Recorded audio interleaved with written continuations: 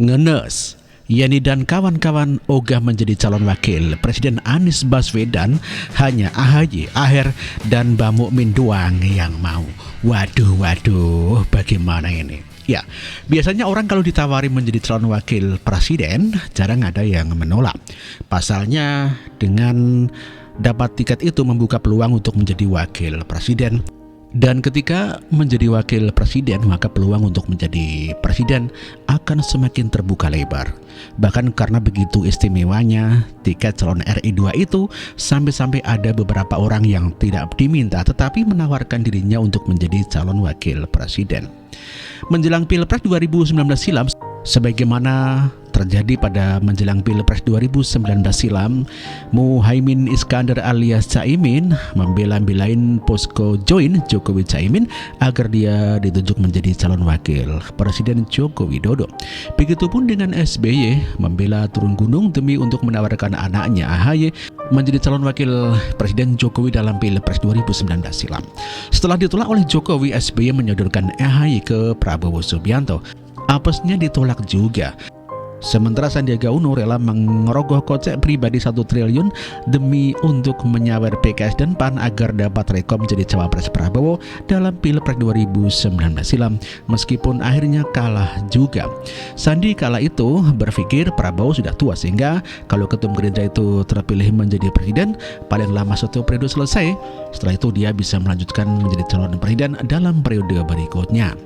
Namun demikian, meskipun banyak yang mengatakan Wapres itu hanya ban serep karena semua kebijakan presiden yang menentukan, namun tetap saja merupakan jabatan yang strategis untuk batu loncatan menjadi orang paling berkuasa di negara ini.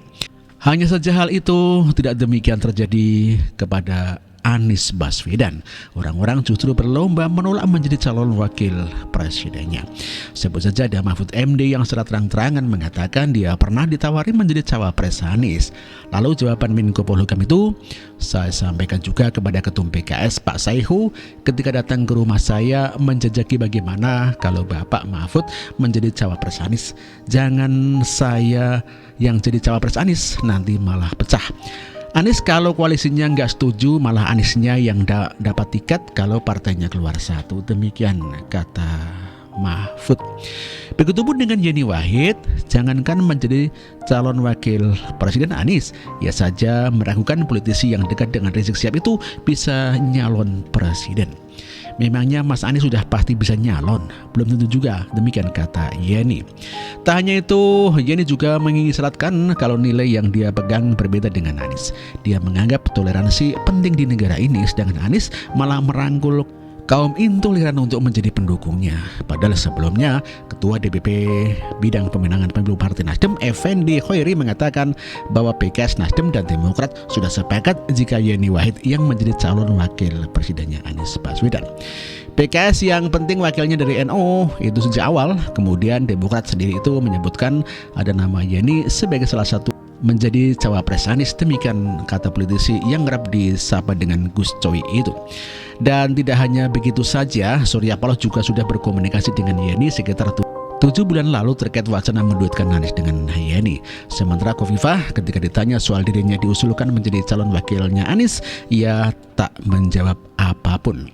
Pertanyaannya kenapa tidak menjawab, karena Gubernur Jatim itu tidak mau alias menolak. Tapi nggak enak sama Anies dan pendukungnya pasti jika mengatakan tidak mau, sehingga dia tidak memberikan jawaban yang pasti. Semua sudah tahu kalau Khofifah itu adalah ketua Muslimat NU, sementara para pendukung Anies suka menyerang amaliyah warga NU serta mengancam NKRI seperti HTI.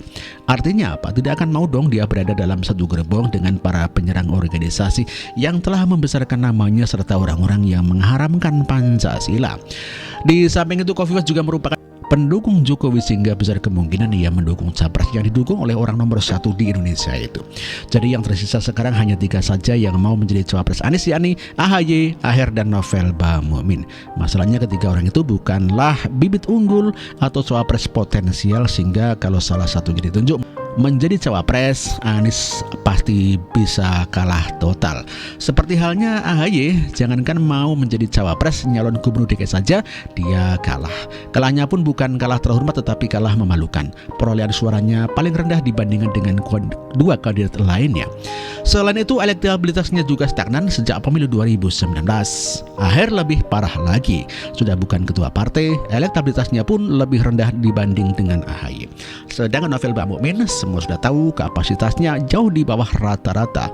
Jangankan masyarakat Indonesia, anggota keluarganya saja tidak ada yang setuju dia menjadi calon wakil presiden. Pasalnya, kalau Anies menjadi wapres beneran, Indonesia menjadi lucu. Jadi daripada nanti banyak orang yang ngakak dan gak bisa berhenti lagi, lebih baik anggota keluarganya pun tak mendukung dia. Ya.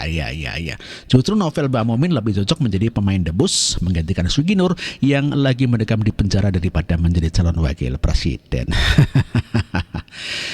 Namun untuk kemaslahatan bersama, kemaslahatan PKS, Nasdem, dan Demokrat, demi koalisi perubahan tidak goyah dan demi terciptanya rasa keadilan, maka mau tidak mau calon wakil presiden Anies harus orang luar, bukan kader PKS, kader Nasdem, serta bukan kader Partai Demokrat. Dan orang luar itu satu-satunya yang menjadi cawapres Anies hanyalah Novel Baswedan doang.